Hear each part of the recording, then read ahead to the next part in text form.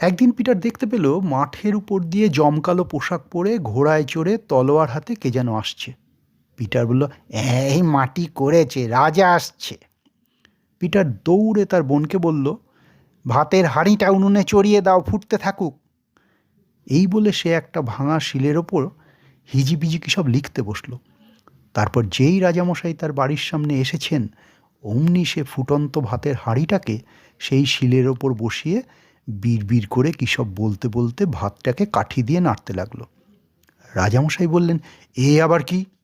Peter বলল, আগে ভাত রাঁধছি। রাজা বললেন, সে কি রে, তোর আগুন কই?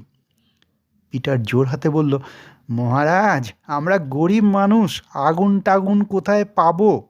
সন্ন্যাসী ঠাকুর এই পাথরখানা দিয়েছেন আর দুটো মন্ত্র শিখিয়ে দিয়েছেন, তাতেই